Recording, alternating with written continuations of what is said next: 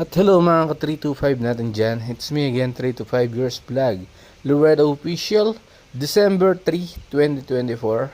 So, I'm back mga ka-325 dahil binigyan tayo ng chance ni Meta na magkaroon ng monetizations sa mga pictures, video, text, at reels mga ka-325. So, dapat i-grab natin ang opportunity.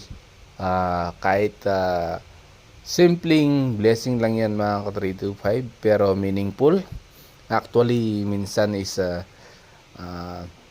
parang ayaw ko nang mag-upload kasi pagod na sa trabaho tapos pagod pa sa pag-edit mga ka-325. Pero sabi nga nila is pag nahihirapan ka at napapagod nasa tamang direction ka mga ka-325.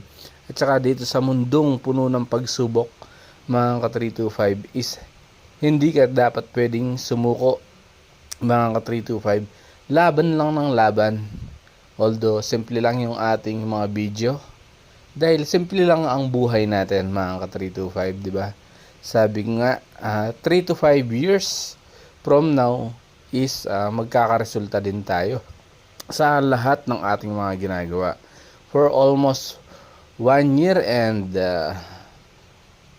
10 months mga ka-325, if I'm not mistaken is at least 'di ba sa YT monetize na tayo. Dito sa Meta monetize na rin tayo, 'di ba? May mga resulta naman kahit mabagal mga ka-325.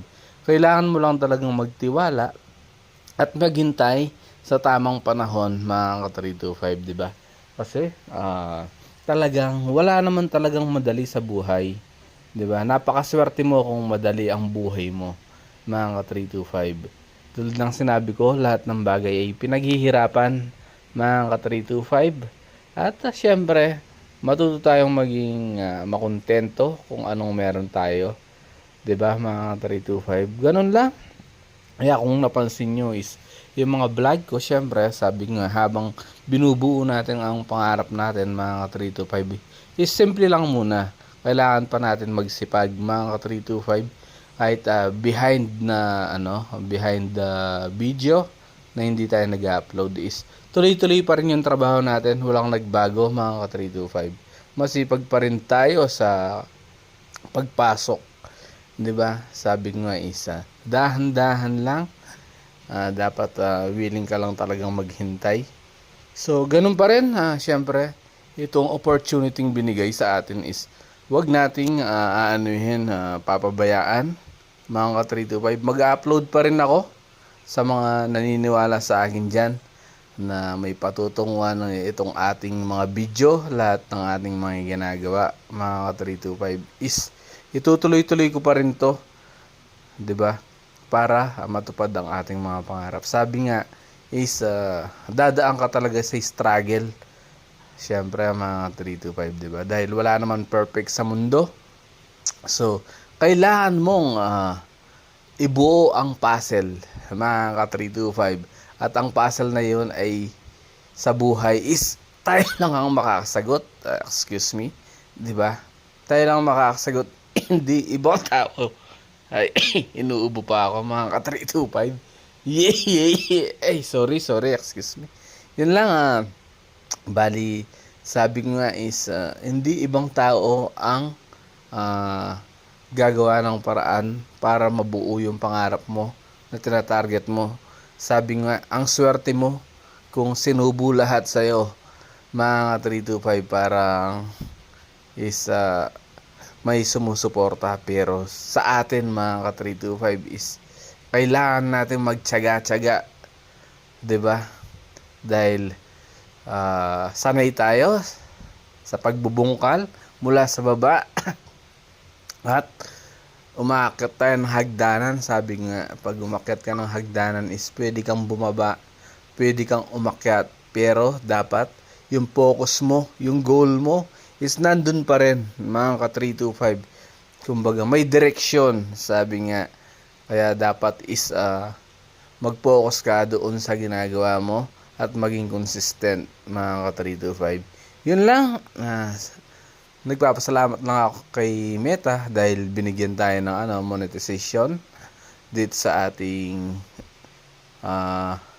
social media, 'di ba?